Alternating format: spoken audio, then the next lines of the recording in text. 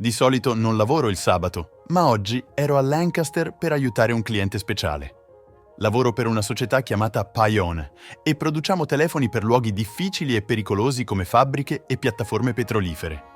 Questi telefoni sono resistenti e a prova di esplosione. Oggi avevo finito di risolvere un piccolo problema in un silo per cereali e stavo facendo il pieno al serbatoio prima di tornare a Reading, quando ho avuto una piacevole sorpresa. «Ehi, Terry Harrison, cosa ti porta qui oggi?» Era Monica Whitmer, una vecchia amica di famiglia. Monica e suo marito Brian vivevano vicino a Reading e ci eravamo frequentati alcune volte. Era passato un po' di tempo dall'ultima volta che l'avevo vista, quindi è stato bello recuperare. Le ho detto che stavo lavorando a Mannheim per mezza giornata e le ho chiesto come stavano. Abbiamo chiacchierato per circa 10 minuti, poi l'ho seguita a casa loro per un barbecue in famiglia. Monica era originaria di una zona mineraria e la famiglia di Brian era di Lancaster, quindi la maggior parte delle persone lì erano suoi parenti. Ho chiamato mia moglie Darcy per dirle che avevo incontrato vecchi amici e lei ha finito per chiacchierare con Monica per circa 10 minuti. Mi sentivo meglio facendo sapere a mia moglie che sarei stato in ritardo. È stata una riunione senza eventi particolari, tranne per una piccola cosa. Mi sono state presentate il padre di Brian e i suoi 2 fratelli, oltre a una mezza dozzina di figli. Ognuno di loro aveva lo stesso sorriso. Il canino sul lato destro della bocca sporgeva verso l'esterno e quando uno qualsiasi degli uomini o dei bambini sorrideva, le loro labbra si arricciavano attorno al dente in un sorriso simile a quello di un folletto. La mia curiosità ha avuto la meglio su di me. «Hai bisogno di più manzo o di più costine?» No, sto bene. Mi stavo solo chiedendo del sorriso unico che hanno tutti i bambini e anche Brian e i suoi fratelli. Oh, hai notato? È difficile non farlo, specialmente quando ne hai un intero gruppo insieme. È una cosa genetica. Brian, i suoi fratelli e il loro padre hanno tutti quel buffo dentino davanti. Lo trasmettono ai loro figli e i loro figli lo trasmetteranno ai loro. È un po' carino, non credi? Ho sorriso e l'ho lasciata tornare ai suoi doveri di padrona di casa. Ho avuto molto tempo per pensare durante il viaggio di ritorno a Reading. Darcy ed io eravamo sposati da 20 anni. L'ho incontrata al college e sembrava che ci fossimo trovati subito. Qualche anno dopo ho iniziato a lavorare con Pione e sono con loro da quasi 19 anni. Abbiamo 2 figli di 18 anni, Ron e Rob, che inizieranno a Penn State questo autunno, e una dolce figlia di 14 anni di nome Jenny. Contavamo sul fatto che i ragazzi ottenessero prestiti studenteschi e borse di studio per aiutare a pagare il college e speravamo che Jenny facesse lo stesso quando sarebbe arrivato il suo turno. Darcy ed io avevamo una buona vita. Vivevamo in una bella casa, avevamo 2 auto ed eravamo finanziariamente a nostro agio. Tra 2 anni sarei stato completamente maturato nel piano pensionistico dell'azienda e avevamo un solido conto per la pensione. Nel corso degli anni, l'azienda mi aveva chiesto di trasferirmi in posti diversi, ma Darcy era sempre contraria. A parte questo, andavamo d'accordo. La nostra vita intima era buona, anche se non entusiasmante, e non sembravano esserci problemi nel nostro matrimonio, fino ad ora. Darcy aveva preparato una cena leggera, sapendo che non avrei avuto molta fame dopo il barbecue. Ha chiesto di tutti e ha menzionato che le dispiaceva non poter venire. Jenny sedeva tranquillamente al tavolo, mangiando la sua cena. I ragazzi erano da qualche parte a fare qualunque cosa facessero i ragazzi della loro età. Tutto andava bene finché Jenny ha alzato lo sguardo e ha sorriso. Il suo labbro destro si è arricciato sopra il suo dente sporgente e sembrava una piccola fata. Ho perso completamente l'appetito e mi sono scusato per allontanarmi dal tavolo. Non c'era dubbio nella mia mente che Jenny fosse la figlia di Brian. Era circa il periodo in cui Darcy era rimasta incinta di Jenny, che la nostra vita intima e la nostra relazione in generale avevano iniziato a raffreddarsi. Darcy non mi negava mai l'intimità, ma la scintilla e la passione mancavano. Ho supposto che fosse una cosa naturale e non ci ho pensato troppo. Mi ero abituato a fare l'amore mediocre e mi aspettavo che sarebbe rimasto così per il resto delle nostre vite. Volevo di più e mi sarebbe piaciuto di più, ma non volevo diventare un fastidio al riguardo. Ora tutto diventava chiaro a un livello diverso. Dalle sue frequenti visite a Lancaster negli ultimi 15 anni, potevo solo concludere che la relazione continuava. Non ho una natura conflittuale. Sentivo che avrei dovuto menzionarlo a Darcy e speravo di poterlo fare in modo civile. Centinaia di altre domande hanno iniziato a formarsi nella mia mente e all'ora di andare a letto ero un completo disastro. Ho detto a Darcy che non mi sentivo bene per tutto il cibo grasso e ho dormito sul divano quella notte. Ho passato tutto il giorno successivo in garage a lavorare su progetti inutili che avevo trascurato per troppo tempo. Stavo cercando di far passare il tempo e pensare. Le possibilità erano infinite. Dovevo prendere qualche iniziativa e doveva portare a una sorta di soddisfazione. Non sono il tipo da cercare vendetta, ma non volevo fare nulla che potesse aiutare Darcy e il suo amante. La mia prima priorità era prendermi cura dei ragazzi. Anche se Jenny non era mia figlia biologica, la amavo ancora e non volevo ferirla. Non volevo nemmeno ferire Darcy, ma non volevo nemmeno finire per sostenerla e Brian per il resto della mia vita. Sapevo per certo che non volevo passare più tempo con Darcy del necessario. Come avrebbe reagito durante il nostro confronto, avrebbe probabilmente deciso cosa avrei fatto nei prossimi giorni. Ho scelto di parlarle dopo la cena della domenica. Darcy era una brava cuoca e la cena quella notte era deliziosa come al solito. Ron e Rob se ne sono andati prima del dessert per incontrare alcuni amici e Jenny ha finito il suo dessert ed è andata in soggiorno. Questo ha lasciato solo me e Darcy seduti con il nostro caffè. Qualcosa ti preoccupa da tutto il giorno, Terry. Vuoi dirmi di cosa si tratta? Suppongo di essere stato un po' ovvio con il mio rimuginare. Mi stavo solo chiedendo quanto tempo aspetteremo prima di dire a Jenny chi è il suo vero padre. Non sapevo come altro affrontare l'argomento. Ci fu una lunga pausa dall'altra parte del tavolo, seguita da un profondo sospiro. È sorprendente quanto tempo ti ci è voluto per capirlo. Rimase impassibile mentre i suoi occhi passavano dal centro del tavolo ai miei. Non penso che debba saperlo finché non avrà almeno 18 anni o avrà qualche tipo di problema medico che lo renda necessario. Tutto va bene così com'è. Non possiamo ottenere nulla dicendoglielo ora. È giusto? Ho chiesto. Giusto per chi? Una vita familiare stabile è importante per una ragazza della sua età. Non ha bisogno di saperlo. Glielo dirò quando sarà il momento. Per ora, tieni la bocca chiusa. Ero stupito. Avevo appena detto a mia moglie che sapevo del suo tradimento, ma invece di scusarsi ha preso il controllo della conversazione e ha iniziato a fare richieste. Mi aspettavo che si sentisse in colpa e dispiaciuta per quello che aveva fatto, ma non stava succedendo. Si comportava come se non avesse fatto nulla di male e pensava che tutto sarebbe andato avanti come al solito, che mi piacesse o no. Il mio primo istinto è stato di discutere con lei, ma poi ho notato un movimento nel corridoio vicino alla sala da pranzo. Jenny aveva ascoltato la nostra conversazione. Mentre mi fermavo, l'ho sentita allontanarsi silenziosamente. Ho deciso di restare calmo e ho chiesto se dovevamo considerare un divorzio. Ho poi menzionato che era importante mantenere le cose stabili per la famiglia per qualche altro anno. Il divorzio è fuori questione. Cosa farebbero Jenny ed io se ci separassimo? Penso che sarebbe meglio aspettare un po' finché non sarà più grande e tutto sarà stabile finanziariamente. All'improvviso le cose sono diventate più chiare. Tra 2 anni avrei avuto diritti acquisiti nel fondo pensione dell'azienda, oltre a una parte del mio stipendio. Darcy avrebbe avuto diritto anche a una parte del mio piano pensionistico quando avrebbe compiuto 65 anni. La donna traditrice stava pianificando in anticipo, molto in anticipo. Avevo molto a cui pensare ora. Sono rimasto seduto senza dire nulla. Almeno non dobbiamo più sopportare l'intimità di Pietà, è un sollievo. Di cosa stai parlando? Ho chiesto.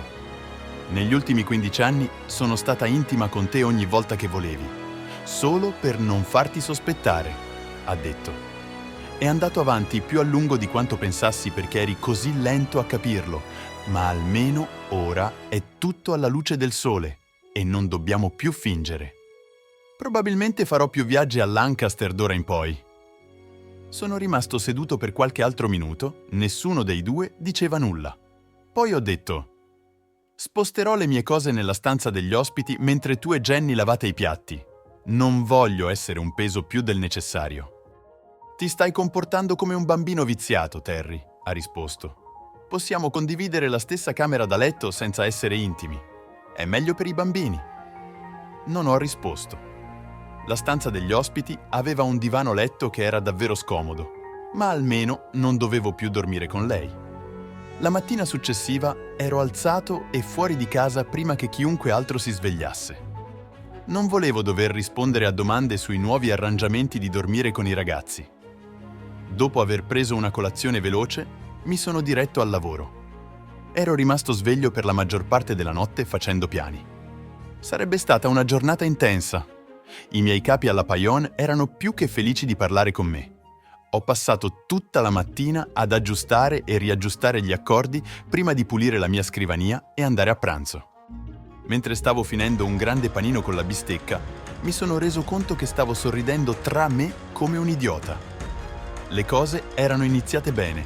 Ho passato il resto del pomeriggio in banca, dall'agente assicurativo e a cercare lavoro. Sono tornato a casa intorno alle 3, il che era insolito per me. Che diavolo ci fai a casa così presto? Ho lasciato il lavoro. Cosa? Ami quel lavoro? Perché mai lo lasceresti? Si è fermata per un secondo, aspettando una risposta che non è arrivata. Sei ancora arrabbiato per ieri sera? No, ho solo deciso che stavo lavorando troppo duramente e volevo cambiare. Ho trovato un nuovo lavoro alla DS Brown, inizio domani. Il mulino per mangimi?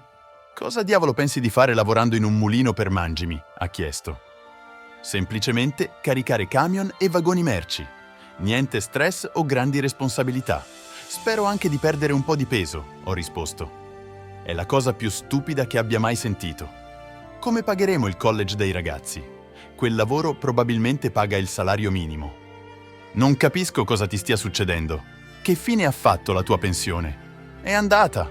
Avevo bisogno di 20 anni per garantirla e non ce l'ho fatta. Hai ricevuto la liquidazione? Che mi dici delle ferie e dei giorni di malattia? No, no e no. Per ottenere le ferie o i giorni di malattia accumulati, devi dare un preavviso di 60 giorni. Ricevi la liquidazione solo se ti licenziano. Non ho dato preavviso, ho semplicemente lasciato e me ne sono andato. E il college dei ragazzi? Ha chiesto. Nessun problema. La banca C darà un secondo mutuo e possiamo ottenere abbastanza per prepagare 4 anni per entrambi.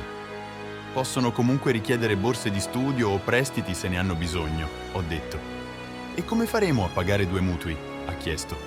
Penso che con i ragazzi via, la casa sarà troppo grande per noi comunque. Quindi, probabilmente, finiremo per venderla. Hai perso la testa, disse Darcy, scuotendo la testa incredula e allontanandosi. Ho provato un forte senso di orgoglio e realizzazione. Il mio piano era in movimento. Per i 2 mesi successivi le cose sono peggiorate tra me e Darcy. Il mio rapporto con Jenny, tuttavia, è migliorato. Jenny era diventata una perfetta piccola figlia, anche se non era mia. Non ero davvero sicuro di quanto avesse sentito della conversazione tra me e Darcy. Il secondo mutuo sulla casa è andato a buon fine senza problemi, principalmente perché avevo tutto preorganizzato. Ogni dollaro è andato direttamente alla Penn State per prepagare le tasse universitarie per Ron e Rob. Non potevamo più permetterci le rate del mutuo, quindi la casa è stata messa in vendita. Ho venduto tranquillamente la mia collezione di armi e monete e ho nascosto il denaro. Ho permutato la mia BMW per un pick-up Ford usato, così non avrei avuto pagamenti. Darcy e Jenny hanno tenuto i loro cellulari, ma ho eliminato il mio e ho detto ai ragazzi di procurarsene uno loro se lo volevano. Guadagnavo a malapena abbastanza per pagare le bollette e comprare cibo. Abbiamo dovuto lasciare che le rate del mutuo slittassero finché la casa non fosse venduta. La banca ha capito. Dopo la vendita della casa ci sono rimasti circa $30.000. Ho preso l'intero assegno e ho comprato a Darcy una nuova berlina Lincoln. Ho controllato attentamente il valore dell'usato e quell'auto aveva il più alto tasso di deprezzamento possibile. In 5 anni non varrebbe quasi nulla. Spero che le piaccia. Abbiamo affittato una piccola casa in una zona modesta della città. Darcy stava facendo molti più viaggi a Lancaster. Non ne parlavamo mai. Stavo cercando di risparmiare un po' dal mio stipendio, ma non era molto. Darcy non lo sapeva, ma avevo annullato o riscattato tutte le polizze di assicurazione sulla vita. Quel denaro è andato nel mio conto segreto. Jenny ed io siamo diventati molto uniti. Si stava allontanando da Darcy e si stava affezionando di più a me. Non mi dispiaceva, ma sembrava infastidire Darcy. I ragazzi andavano bene al college. Quando il 16° compleanno di Jenny si avvicinava, le ho chiesto se c'era qualcosa di speciale che voleva. Mi ha sussurrato il suo desiderio all'orecchio e mi ha chiesto di non dirlo alla mamma. Darcy era furiosa quando ha visto che Jenny si era fatta togliere il canino destro a causa di come stava crescendo. Il dentista è stato in grado di rimuoverlo senza lasciare uno spazio dove avrebbe dovuto essere. C'era un piccolo punto dolorante sulla sua gengiva dove il dente era stato tolto, ma ha detto che sarebbe sparito senza lasciare cicatrici. Jenny era entusiasta. Darcy non mi ha parlato per una settimana. Ho pensato che fosse un ottimo regalo. Ho perso quasi 30 libbre al mio lavoro al mulino per mangimi. Se la luce era giusta, sembrava che avessi addominali. Penso che mi stessi illudendo, ma faceva bene sognare. Le prime settimane ero dolorante, ma col tempo è stato bello fare un po' di esercizio. Jenny era nel suo ultimo anno di liceo e eravamo diventati migliori amici. Era la sua scelta, non la mia, ma mi sentivo lusingato. Poi, all'improvviso, Darcy è passata dall'essere di cattivo umore a super felice. Era allegra e si comportava come una bambina. Dopo qualche giorno di questo ho chiesto a Jenny: «Cosa sta succedendo con tua madre?» «Preferirei non parlarne. Sta facendo schifo», ha risposto Jenny. «Cosa intendi?» ho chiesto. «Ha scoperto 3 giorni fa che Monica Whitmer ha un cancro cervicale e i medici dicono che le restano meno di 3 mesi di vita. Da quando mamma l'ha saputo è tutta eccitata. È terribile che stia gioendo per il dolore di qualcun altro. Monica non le ha mai fatto niente e mamma si sta comportando come una vera idiota». «Non è carino chiamare tua madre così», ho detto. «Non so come altro chiamarla in questo momento». Tristemente, dovevo essere d'accordo con Jenny. Ora che conoscevo il motivo della felicità di Darcy, provavo le stesse cose che provava lei. Era una lotta sopportarla e tenere la bocca chiusa allo stesso tempo. Ho lavorato molte ore di straordinario e ho passato molto tempo fuori casa. A volte Jenny veniva con me e giravamo per il centro commerciale per ore. Non volevamo tornare a casa.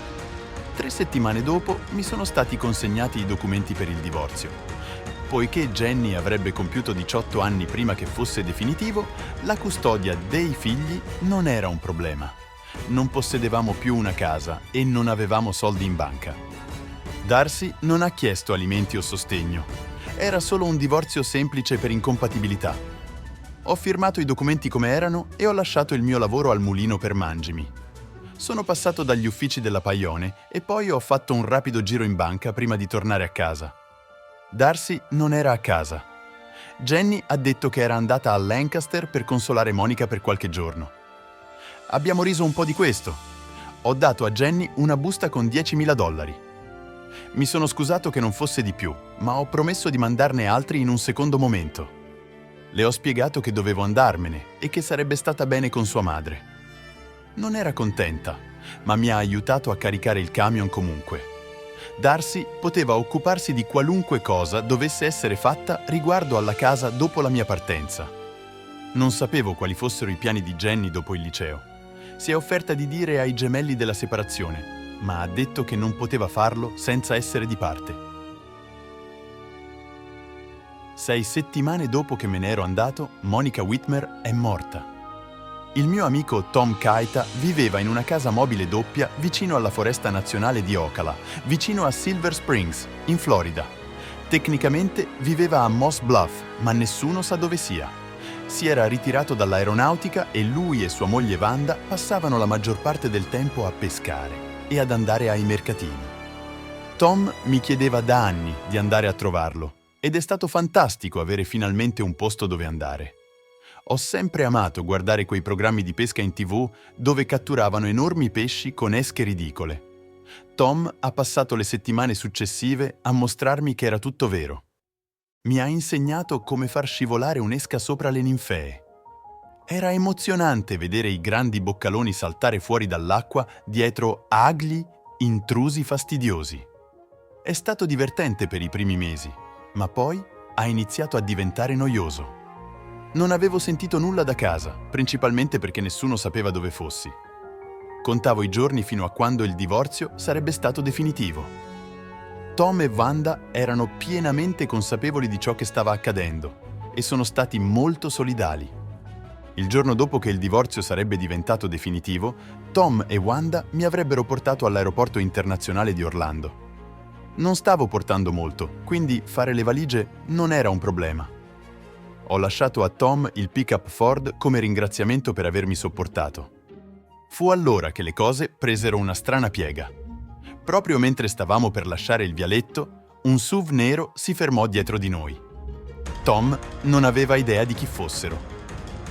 Clyde Green si presentò insieme al suo amico Dave Fielding come agenti dell'FBI.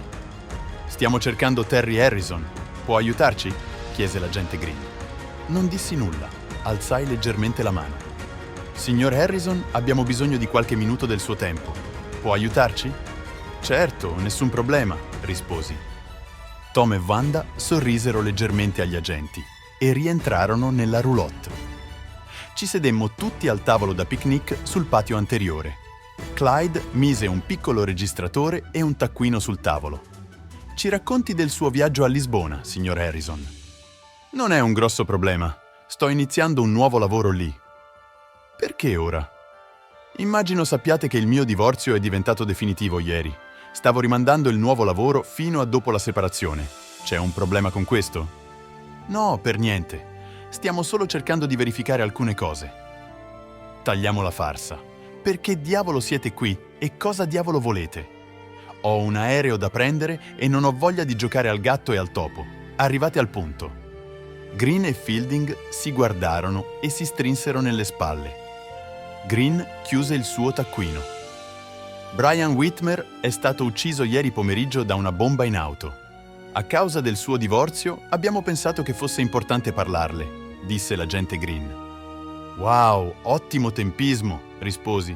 «Come probabilmente sapete, sono qui da 3 mesi e Tom può confermarlo. Non so nulla di esplosivi e onestamente non avevo motivo di volere Brian morto. Mi stava facendo un favore. Volevo liberarmi della mia moglie infedele e non vedevo l'ora che fosse finita. Non porto rancore per la sua relazione con lei. Certo, sono un po' infastidito di aver cresciuto sua figlia per 16 anni, ma non arriverei al punto di ucciderlo. Il tempismo, però, è sicuramente interessante. Sappiamo chi ha piazzato gli esplosivi e sappiamo che non è stato lei. Quello che dobbiamo sapere è se ha pagato per farlo fare e se conosce la persona che l'ha fatto. Ditemi chi pensate che l'abbia fatto e vi dirò se lo conosco. Conosce un uomo di nome Tony Donado di Westchester? Non conosco nessuno con quel nome». «In effetti, non conosco nessuno di Westchester. Avete controllato i registri delle telefonate e cose del genere? Come sapete che è stato lui?» «Non siamo riusciti a trovare alcun registro di telefonate al signor Donado da nessuna parte in Florida per l'ultimo mese.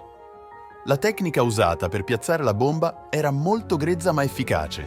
Il signor Donado ha usato lo stesso metodo diverse volte prima, ma non siamo mai riusciti a incastrarlo. Cosa esattamente state cercando di scoprire da me? Non so nulla dell'attentato, non conosco il signor Donado e non mi importa se Brian Whitmer sia vivo o morto. Brian Whitmer è la ragione per cui mia moglie mi ha lasciato e lo ringrazio per questo. Nessun rancore da parte mia, onestamente. Non volevamo lasciare nulla di intentato. Sono sicuro che capisce. Sarà disponibile se avremo bisogno di parlarle di nuovo? Certo, vi contatterò una volta che mi sarò sistemato». 4 ore dopo ero in viaggio per Lisbona. Il volo mi ha dato molto tempo per pensare agli ultimi anni. La mia relazione con Darcy stava peggiorando da molto tempo. Ero troppo cieco per vedere che stava avendo una relazione. Per peggiorare le cose, avevo cresciuto sua figlia come se fosse mia. Amavo davvero Jenny e mi ero avvicinato a lei dopo aver scoperto che in realtà non era mia.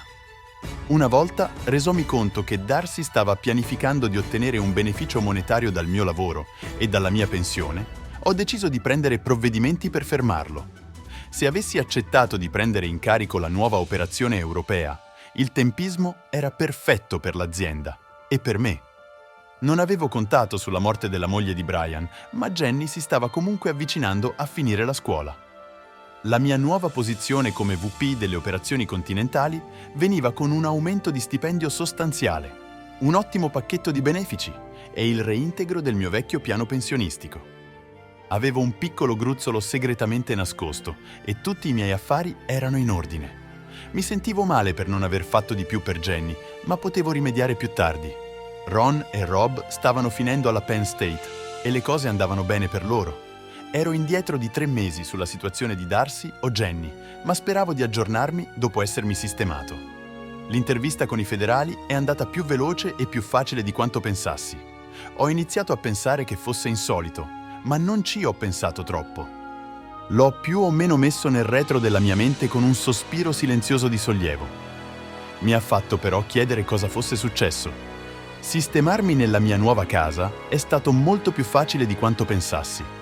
Avevo sottoposti ora e avevano praticamente sistemato le cose prima del mio arrivo. La casa, o dovrei dire la villa, che avevano scelto per me era spettacolare. Era su una collina con una vista meravigliosa del porto. Ero iscritto a lezioni di lingua 2 volte a settimana e avevo molto tempo per lezioni private. Come si dice, la vita era bella. Per qualche ragione o per l'altra non avevo contattato Jenny o Darcy. In effetti, solo l'azienda e i gemelli sapevano dove fossi. Ron era al corso di laurea alla Texas A&M e Rob era ora un secondo tenente nell'esercito grazie al ROTC. Hanno detto che Darcy era alla laurea, ma nessuno ha parlato della separazione o del divorzio. Hanno accettato di non dirle dove fossi. Non sapevano dove vivesse o cosa facesse e non hanno chiesto. Jenny li aveva informati di tutto ciò che aveva portato al divorzio e sembrava che non avesse trattenuto nulla. Sembravano un po' amareggiati verso la loro madre. Ero orgoglioso di tutti e 3 i miei figli. Era passato 1 anno e le cose stavano andando bene. Poi, all'inizio di aprile, ho ricevuto un invito al matrimonio di Jenny. Sfortunatamente mi è arrivato circa 2 settimane dopo la data della cerimonia. Un piccolo biglietto all'interno esprimeva il suo desiderio che la accompagnassi all'altare, se avessi ricevuto l'invito in tempo. Mi sono sentito male per non essere stato lì per lei. Ci sono volute circa 2 ore al mio assistente per ottenere un indirizzo e un numero di telefono attuale per Frank e Jenny Coney a King of Prussia. Ciao Jenny, sono papà. Papà, hai ricevuto il mio invito. Mi sei mancato così tanto. Ehi, calma. Va tutto bene. Mi dispiace solo di non aver saputo del matrimonio in tempo. Sono davvero arrabbiato di averlo perso. È stato meraviglioso e, a parte il fatto che non eri lì, tutto è andato perfettamente. Volevo davvero che mi accompagnassi lungo il corridoio. Frank è un ragazzo fantastico, papà. Ti piacerà. Sta finendo una laurea in ingegneria elettrica alla Drexel e speriamo che inizi un nuovo lavoro tra un paio di mesi. Jenny parlava a raffica. Sembrava entusiasta di parlare con me quanto del matrimonio. Ero felice per lei. Non ti ho preso nulla. Di cosa hai bisogno o vuoi? Ho bisogno di vederti e di farti conoscere Frank. Puoi tornare a casa? Non proprio ora, ma perché tu e Frank non venite a trovarmi? Ho una bella casa con molto spazio. Posso organizzare i biglietti se riuscite a trovare il tempo. Va bene, suona alla grande. Posso richiamarti domani? Certo, dammi solo un numero. Ti voglio bene, papà, e mi manchi. Non vedo l'ora di vederti. Farò in modo che funzioni, non preoccuparti. Il nuovo marito di Jenny era tutto ciò che un padre potrebbe desiderare. Era bello, apparentemente laborioso e ambizioso. Mi piaceva e sentivo che si sarebbe preso cura di mia figlia, anche se sapevo che Jenny non era mia. La amavo come se fosse mia. Jenny era più che disposta ad aggiornarmi su sua madre. Darcy si era trovata estraniata dalla famiglia di Brian dopo la sua morte. Sembrava che pensassero che in qualche modo fosse responsabile di ciò che era accaduto a Brian.